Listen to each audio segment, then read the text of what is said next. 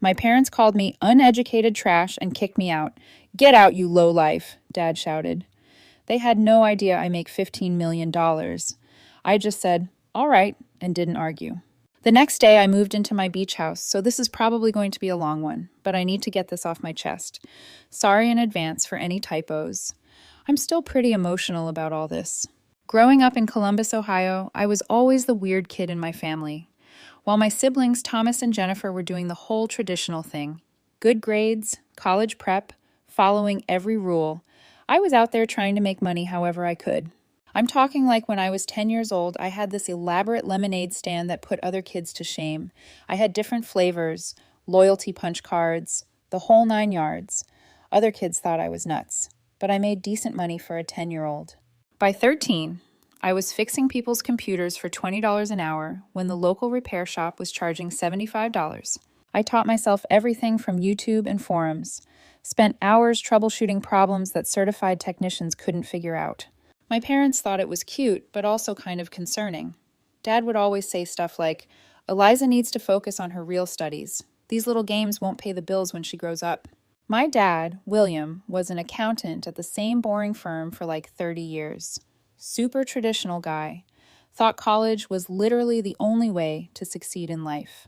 My mom, Patricia, was an elementary school teacher. Pretty quiet, usually just agreed with whatever Dad said. They had this vision of success that was like good grades, good college, good job, good life. Anything outside that formula was basically failure to them. Thomas and Jennifer ate it up. They were the perfect kids. Honor roll, student council, all the college prep stuff. I tried to care about that, but it felt so pointless. While they were joining clubs to look good on applications, I was learning actual business skills, teaching myself web design, reading every business book I could get my hands on. In high school, I started this online store selling customized phone cases. This was before everyone was doing it, so I was pretty early to the game. I designed them myself, found manufacturers, handled customer service, shipping, returns, basically ran a whole operation out of my bedroom. Made almost $2,000 before graduation, which felt like $1 million to me at the time. But my parents couldn't see past the fact that my GPA wasn't perfect. They kept pushing me toward college, saying things like, "You can do your little computer hobby on the side, but you need a real education first." It was frustrating as hell because I was already learning more from running my business than any of my classmates were learning in their AP classes. The worst part was family dinners. Thomas would talk about his internship at some accounting firm. Jennifer would brag about making Dean's List. And when it came to me sharing about my business, Dad would just kind of nod and change the subject. Like my achievements didn't count because they weren't happening in a classroom. Looking back, I think they were scared for me. In their minds, success looked exactly one way, and I was completely off script. But at the time, it just felt like they thought I was stupid or lazy, when really I was working harder than anyone else in the family. To keep the peace, I agreed to try community college. Huge mistake. I lasted exactly 1 semester before I wanted to scream. The business classes were taught by professors who had never actually run a business. They just read from textbooks about theories that didn't match what I was experiencing in the real world. Meanwhile, I was itching to work on my actual business ideas. When I told my parents I was dropping out, World War II broke out in our house. The argument lasted 4 whole days. Dad was furious, face bright red, yelling about how I was throwing my life away. And no daughter of mine will be a college dropout working minimum wage jobs forever. Mom cried a lot. Jennifer and Thomas looked at me like I had completely lost my mind. But I couldn't do it anymore. I felt like I was wasting time sitting in classes when I could be out there actually building something. So, at 19, I packed up my stuff and moved out with $2,000 in savings from my various side hustles. Those first few months were brutal, not going to lie. I found this tiny studio apartment in a neighborhood where you definitely didn't do laundry after dark. Lived on ramen noodles and whatever was on sale at the grocery store. Worked 18-hour days, trying to build my e-commerce platform, while my parents kept calling to ask when I was coming to my senses and going back to school. My first 3 business attempts crashed and burned spectacularly. The first was a drop-shipping thing that went sideways when suppliers sent out defective products and customers started demanding refunds I couldn't afford. Lost about $800 on that one. Then I tried social media management for small businesses, but I was so desperate for clients that I underpriced everything and ended up working 20 hours a day for basically nothing. Burned out hard and lost most of my clients when I couldn't keep up. The third attempt was handmade jewelry. I'm not artistic at all, turns out. Made some decent stuff, but couldn't figure out how to scale beyond selling at local markets. Each failure sucked, but I was learning things they don't teach in business school, like how to deal with difficult suppliers, how to price services properly, how to manage cash flow when you're barely scraping by. My family's reaction to these failures was not supportive. Dad would call and leave voicemails like, "This is exactly what we warned you about. It's not too late to go back to school." Thomas would text me job listings for entry-level positions with, "Thought you might be interested." They meant well, I think, but it felt like they were just waiting for me to fail so they could say, "I told you so." The turning point came when I met Sophia at this networking event. She was probably 20 years older than me, had built and sold multiple businesses, and for some reason took an interest in helping me out. She became the mentor I desperately needed, someone who actually understood what I was trying to do and didn't think I was crazy for not following the traditional path. Education comes in many forms, Eliza, she told me over coffee one day. Some of the most successful people I know learned by doing, not by sitting in classrooms. For the first time in years, someone validated my choices instead of questioning them. With Sophia's guidance, I finally got my act together. At 22, I launched Heartland Made, an e-commerce platform connecting small American manufacturers with customers who wanted locally made products. The timing was perfect because there was this huge trend towards supporting small businesses and made in America stuff. I started small, just 27 artisan partners in 3 states. My apartment was basically half office, half living space. Had a futon that doubled as my couch and bed. My desk and printer took up most of the room. Worked from 5 o'clock a.m. to 11 p.m. every single day, handling everything myself. Website coding, customer service, accounting, marketing, you name it. The breakthrough came about 8 months in when this popular lifestyle blogger featured one of our partners. Orders started flooding in and completely overwhelmed our basic systems. I worked 72 hours straight trying to fulfill orders and upgrade our website so it wouldn't crash. Made $10,000 in revenue that weekend, more money than I'd ever seen in my bank account. I was so excited I called my parents to share the news. Dad's response, "That's nice, honey, but it's probably just temporary. You can always go back to college when this thing runs its course." His words stung, but they also lit a fire under me. I was going to prove him wrong, not with arguments, but with results. The next 5 years were insane. Heartland Made grew way beyond what I originally imagined. We went from 27 partners to over 400 manufacturers and craftspeople across all 50 states. Every stage of growth brought new challenges that nearly broke me, but also taught me things no college course ever could.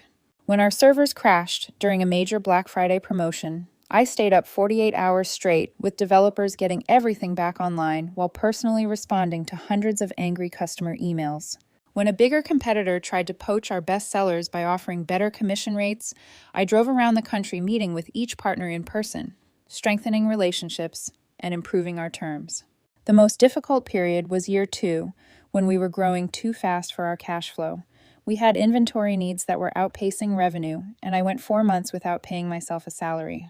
I moved to an even smaller apartment, ate nothing but rice and beans, negotiated payment terms with suppliers, while trying not to let them know how close we were to going under. But we made it through, and those lean months taught me financial discipline that served me well as the company expanded. By year 3, we hit $1 million in annual revenue. I celebrated alone in my office with a single glass of champagne after everyone went home, thinking about how far I'd come from that first failed dropshipping business. Here's the thing, though. I kept my success pretty quiet with my family. They knew I had some kind of website business that was doing okay, but I downplayed everything. Part of me was scared they'd find some way to minimize it, and part of me was still seeking their approval in this weird way. So, when my family needed help, I started helping them anonymously. When Mom got diagnosed with breast cancer in year 4 and they were looking at $75,000 in medical bills not covered by insurance, I paid it all directly to the hospital and specialists. Dad mentioned some insurance settlement that had saved them from debt, never knowing where the money really came from. Thomas needed help with a down payment for his first house. He fell $40,000 short of what the bank required. I set up a fake family loan through a separate account, made it look like it came from some distant uncle. He took the money gratefully, but still made comments about me needing to get a real job with benefits. Jennifer's dream wedding was going to be ruined when her fiancé lost his job 6 months before the ceremony. I covered the $50,000 shortfall for venue and catering. She knew the money came from me, but downplayed it at family gatherings, calling it help from my little website business that was having a good year. The disconnect was painful. By day, I was running strategy meetings for a multi-million-dollar company, making decisions that affected hundreds of partner businesses. By night, I was getting texts from family members who treated me like the college dropout who got lucky with some internet thing. But I kept helping because I loved them, even if they didn't understand or respect what I'd built. I figured eventually they'd see that my path had worked out, that maybe college wasn't the only way to succeed. I was wrong about that. Dad's 60th birthday was coming up, and I made a decision that I thought was going to finally change everything. I was tired of hiding my success, tired of being treated like the family failure. I bought him a substantial gift, a fully funded retirement account, and planned to be honest about my business for the first time. I practiced what I was going to say for weeks. I wasn't trying to brag or show off. I just wanted them to understand that my unconventional path had actually worked out, maybe even get some of that approval I'd been seeking my whole life. The evening started normal enough. Same house, same furniture, same family dynamics. Thomas showed up in his business casual outfit with his wife, talking about his latest promotion. Jennifer was going on about potentially making junior partner at her accounting firm. When Daniel mentioned something about e-commerce growth, Thomas quickly changed the subject to his kids' little league stats. Nobody asked me a single question about my life or business during the whole pre-dinner conversation. I waded through discussions about neighborhood gossip, Thomas's kids' achievements, Jennifer's vacation plans. Finally, over dessert, I decided it was time. Dad, Mom, everyone, I started, my heart racing, even though I tried to stay calm. I wanted to share some news about my company. Heartland Made was recently valued at $20 million. We've received several acquisition offers, and I've been featured in Business Insider and Entrepreneur magazine. The silence that followed felt like it lasted forever. Mom froze with her fork halfway to her mouth. Jennifer and Daniel exchanged glances. Thomas just stared at me. Dad was the first to speak, and his tone was dismissive. What exactly does that mean, Eliza? These internet businesses use all sorts of funny math to come up with these valuations. I kept my cool and explained how business valuations work. Talked about our revenue streams, growth trajectory, mentioned our office with 38 employees, and partnerships with over 400 manufacturers. Thomas interrupted before I could finish. So, you got lucky with this online thing. That's great, but some of us have been building real careers with actual qualifications. He emphasized qualifications while looking at his wife for backup. It's not luck, I replied, trying to stay calm. It's 7 years of working 18-hour days, solving complex problems, and building something meaningful. We've helped save dozens of American manufacturing businesses that were about to close. Mom finally spoke up. That sounds impressive, dear, though I still wish you had finished your degree. Even with this business, education is important. I was getting frustrated but pressed on. Actually, I brought something for Dad. I handed him the envelope with the retirement account documentation. I wanted to make sure you both have a comfortable retirement. Instead of gratitude, Dad's face got angry as he realized what he was looking at. What is this supposed to be? Some kind of charity? We didn't raise you to throw money around like you're better than everyone. That's not my intention at all, I explained. I just wanted to help, the same way I helped with Mom's medical bills, Thomas's house down payment, and Jennifer's wedding. That's when everything exploded. All three of them snapped at once. My secret financial help was suddenly exposed. Dad sputtered, "That was all you?" Jennifer looked mortified. Thomas's expression turned ugly. Mom just looked confused. You've been secretly paying for things behind our backs. Dad's voice kept getting louder. Playing the big shot with your internet money. I was just trying to help, I replied, my voice getting smaller despite myself. I never wanted recognition. Help? Thomas jumped in. By making us feel like charity cases? Some of us work honest jobs with actual degrees, not getting rich quick with online schemes. It's not a scheme, I insisted. I built a legitimate business that helps American manufacturers reach customers. We employ dozens of people with good salaries and benefits. Dad stood up, his napkin falling to the floor. You drop out of college against our advice, disappear into your little internet world, and now you come back throwing money around like you have all the answers? That's not what I'm doing, I protested, fighting to keep my voice steady. You think your money makes you successful? He continued, his voice getting even louder. You are still just uneducated trash who got lucky. Anyone can get lucky. The room went dead silent. Mom gasped softly, but said nothing in my defense. Thomas looked down at his plate with what looked like a slight smile. Jennifer seemed torn between embarrassment and agreement. William, Mom finally whispered, but it was too late and too quiet to matter. No, Dad continued, fully enraged now. I've worked my entire life the right way, got an education, built a respectable career, raised a family. I will not be shown up in my own home by my dropout daughter. I stood up slowly, gathering my purse. I should go. Yes, you should, Dad spat. Get out of my house, you lowlife. Your money doesn't make you part of this family. We have standards. Each word hit like a physical blow. I looked around the table, searching for any ally, any sign of support. There was none. Thomas wouldn't even make eye contact. Jennifer stared at her plate. Mom just sat there in shock. Happy birthday, Dad, I said quietly, walking toward the door with whatever dignity I had left. Nobody followed me out. Nobody called after me. I got to my car with shaking hands, could barely grip the steering wheel. As I drove away from the house I grew up in, I realized something fundamental had broken that could never be fixed. The drive back to my hotel was a blur of streetlights and tears. I had to pull over twice when I couldn't see the road anymore. The irony wasn't lost on me. I owned a multi-million-dollar company, but was spending the night in a hotel in my hometown because my own family's house was no longer open to me. In that sterile hotel room, I replayed the evening over and over. Had I been too proud? Too forward? Should I have handled it differently? The financial help I'd given now felt like a desperate attempt to buy approval. I'd never get through to them with achievements alone. I pulled out my laptop and started documenting every cent I'd given my family over the years. The list was staggering. $75,000 for Mom's cancer treatment. $120,000 for Thomas's house, including renovations he requested later. $50,000 for Jennifer's wedding and honeymoon. $22,000 for Dad's car repair. $35,000 for Mom's kitchen renovation. Countless smaller expenses, Christmas gifts, birthday presents, emergencies. Nearly $300,000 total. Money I never expected back. Money given freely out of love for a family that had just called me trash. Around midnight, Jennifer texted, Dad is still upset, but he'll get over it. You know how he gets when his authority is challenged. No apology, no acknowledgement of how horrible the whole thing was, just an expectation that I'd absorb the abuse and pretend nothing happened. I didn't respond. Instead, I contacted a therapist back in the city where I lived. Dr. Richardson agreed to an emergency virtual session the next day. Family wounds cut deepest, she observed after I told her everything, especially when they target the very things we've worked hardest to overcome. Over the next few sessions, Dr. Richardson helped me understand the complex dynamics at play. My success threatened the family hierarchy and the values my parents had built their lives around. My financial help, rather than earning gratitude, had created resentment by highlighting a shift in power they weren't prepared to accept.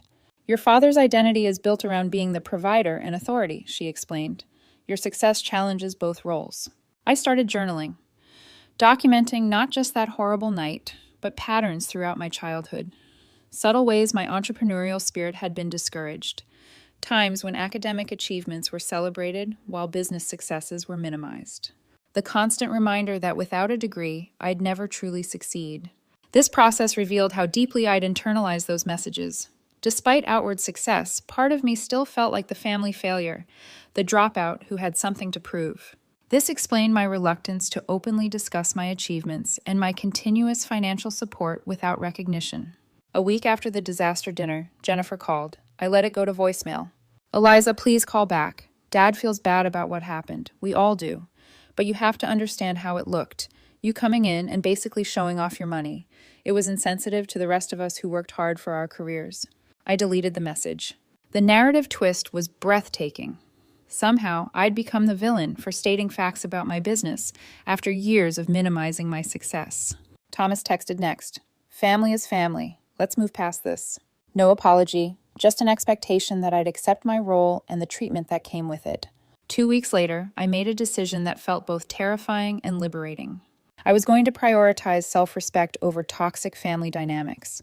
The beach house I'd bought in Naples, Florida, the year before as an investment property would become my new home. Before leaving Ohio for good, I wrote a letter to my parents. Dear Mom and Dad, I have spent years seeking your approval and respect. I supported our family financially while downplaying my success to avoid making anyone uncomfortable.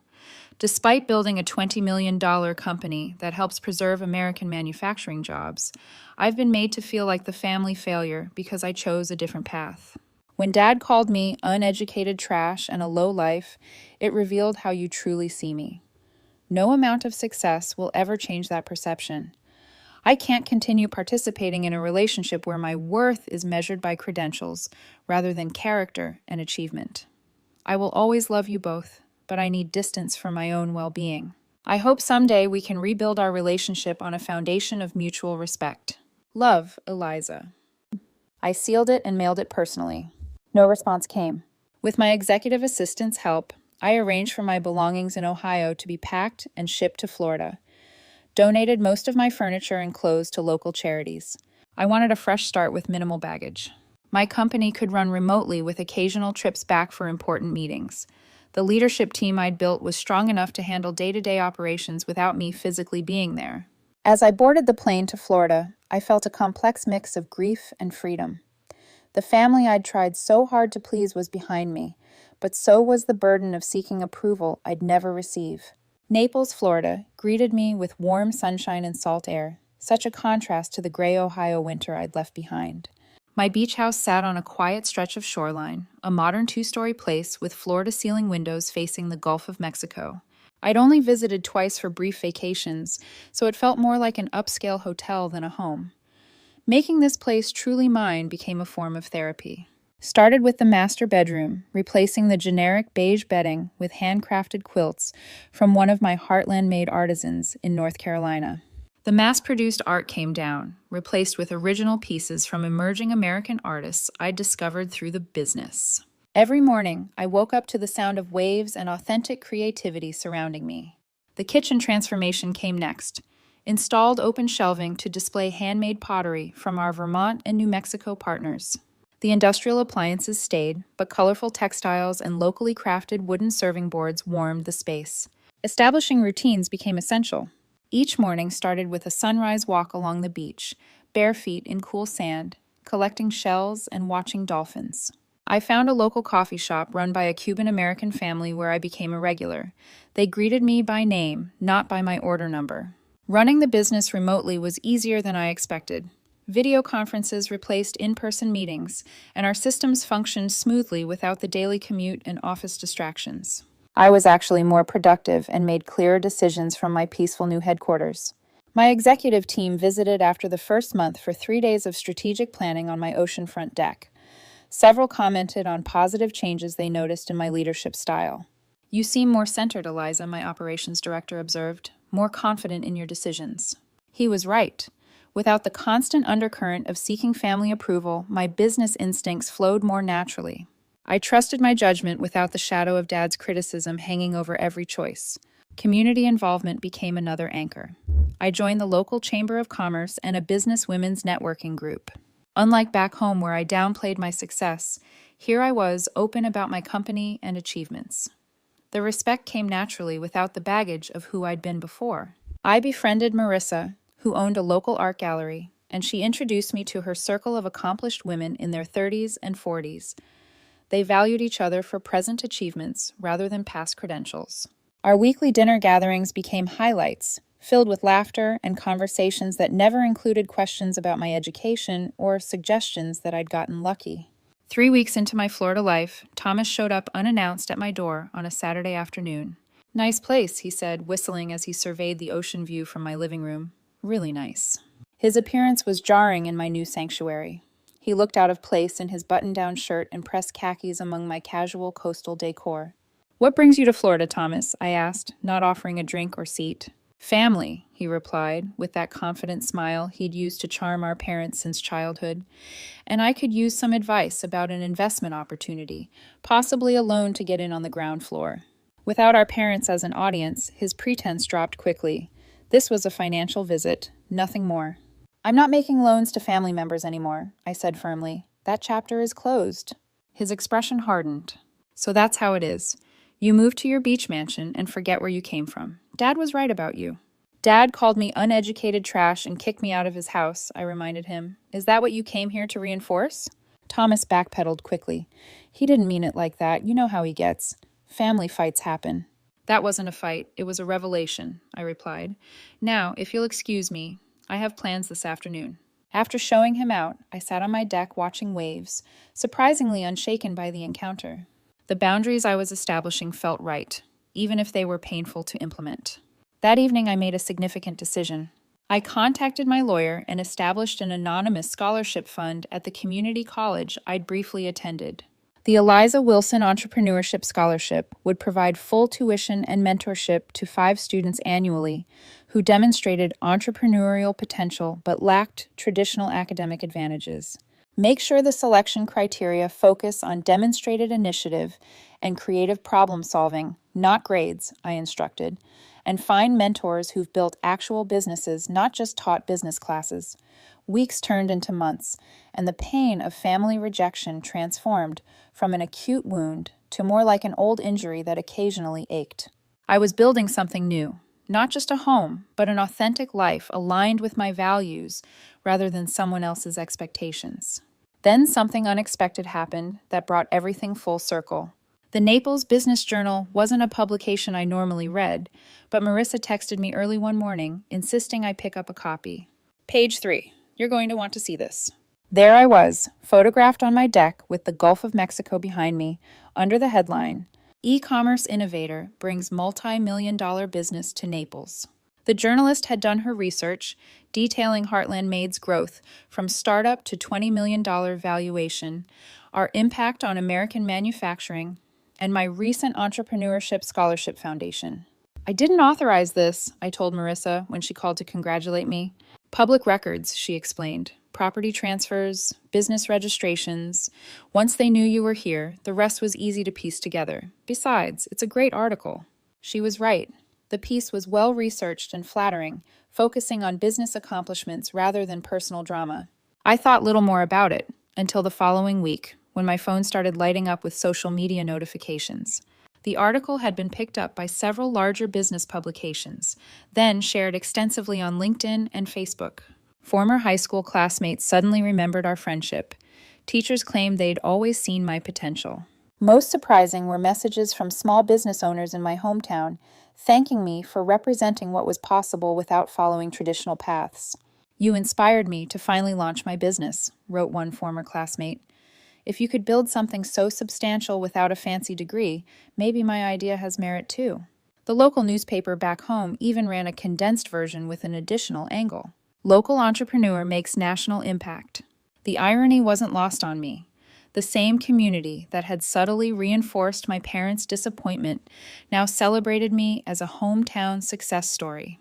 Through this ripple effect of publicity, my family inevitably discovered the full extent of my success. First came a friend request from my cousin Susan, followed by several other extended family members who'd previously shown little interest in my life. Then the text from Mom. I saw the article about your company. Very impressive. Dad and I are so proud.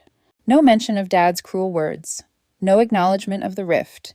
Just a casual claim of pride that had been notably absent when I sat at their dinner table. Dad's voicemail arrived the next day, his tone artificially jovial. Eliza, big news about your company in the paper. Always knew you had it in you.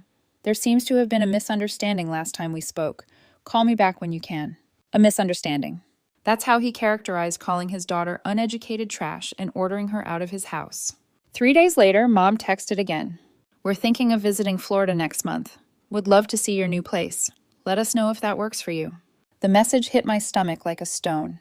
6 weeks of healing, of building a new life free from their judgment, and now they wanted to simply appear at my doorstep as if nothing had happened. I didn't respond immediately. Instead, I scheduled an emergency session with Dr. Richardson. You have several options, she advised after listening to my concerns. You can decline the visit entirely. You can agree, but set strict boundaries about what you will and won't discuss. Or you can see this as an opportunity for honest conversation that might lead to healing, though that requires their willingness to acknowledge the harm done. After careful consideration, I texted Mom. You and Dad are welcome to visit, but we need to have an honest conversation about what happened at his birthday dinner before we can move forward. Please let me know if you're open to that kind of discussion. Her response came quickly. Of course, dear. We just want to put this behind us and be a family again. The phrasing troubled me, that desire to put this behind us without addressing it directly, but I confirmed dates for their visit. As the day approached, I prepared both practically and emotionally. Arranged for them to stay at a nearby hotel rather than my home, preserving my personal space. Role-played difficult conversations with Dr. Richardson, practicing setting boundaries without becoming defensive. They arrived on a sunny Tuesday afternoon. I met them at a beachfront restaurant for lunch, a public setting that would help moderate the initial interaction. They looked smaller somehow, less intimidating than they had in Ohio. Dad's confident posture seemed diminished. Mom more nervous than I remembered. This place is something else, Dad said, gesturing at the turquoise water visible through the restaurant windows. You've done well for yourself, Eliza. The slight emphasis on for yourself didn't escape me. The implication that my success existed in isolation from family values. Thank you, I replied simply, not filling the awkward silence that followed. Mom jumped in with small talk about their flight, the weather, how different Florida was from Ohio. I responded politely, but didn't help carry the conversation. Finally, after our food arrived, Dad cleared his throat. About what happened at my birthday dinner. You called me uneducated trash and a lowlife, I stated calmly. You told me to get out of your house and that my money didn't make me part of the family. His face flushed. I was surprised by the news about your business. It caught me off guard. I may have overreacted. Not an apology, an excuse. I need to understand, I continued, maintaining eye contact. Was that reaction about me sharing my success, or about learning I'd been helping the family financially? Both, Mom interjected. It felt like you were showing off, like you were saying you're better than us now. I never said or thought that, I replied. I spent years hiding my success to avoid making anyone uncomfortable. I helped financially because I could, and because I wanted to support the family I love. The conversation continued in this vein throughout lunch. No genuine apology emerged, only justifications and attempts to minimize the severity of what had happened. The subtext became increasingly clear. They were here because my public success made rejecting me socially awkward, not because they'd reconsidered their assessment of my worth. As we finished our meal, I made a decision. I'd like to show you my home, but first, I need to be very clear about something. I won't pretend that dinner never happened. I won't accept being called names or having my choices denigrated. If you want a relationship moving forward, it has to be based on mutual respect. They exchanged glances before Dad nodded stiffly. That seems reasonable. When they arrived at my beach house later that afternoon, their expressions as they took in the expansive ocean view told me everything. This tangible evidence of my success was impossible to dismiss or minimize. The $20 million valuation was no longer an abstract number, but manifested in beachfront real estate and tasteful luxury. This is quite something, Dad managed, his voice tight. As I showed them through the house, pointing out handcrafted items from Heartland-made artisans that decorated each room, I realized something profound. Their approval, which I'd sought for so long, no longer held the power it once did. I was proud of this home and the business that made it possible, regardless of their reaction.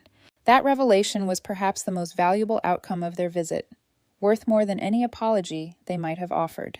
We talked for hours on the deck as the sun set over the Gulf. No dramatic reconciliation occurred, no tearful group hug that magically healed decades of misunderstanding. Instead, we reached a fragile understanding, a starting point rather than a conclusion. Moving forward, I explained as the evening drew to a close, I'm open to rebuilding our relationship, but with clear boundaries. I won't accept being demeaned for my educational choices or having my success attributed to luck rather than hard work. They agreed, though I sensed Dad's reluctance in his tight smile and qualified responses. Mom seemed more genuinely receptive, perhaps recognizing for the first time her role in enabling dynamics that had caused so much pain. After they returned to Ohio, I reflected on the visit and the path that had led me here. The healing process was far from complete, but significant steps had been taken. I maintained limited contact with my parents in the months that followed, brief weekly phone calls that gradually became less awkward. My relationship with my siblings evolved differently. Jennifer eventually offered a genuine apology for her role in the family dynamics, and we slowly rebuilt a connection based on adult friendship rather than childhood patterns. Thomas remained distant, occasionally sending holiday greetings, but making no real effort to understand or acknowledge the harm done. The most important lesson from all this? Your value isn't determined by others' perceptions, especially those clouded by outdated beliefs or expectations.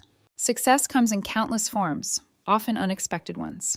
Sometimes the most painful rejections lead to the most authentic and fulfilling paths forward.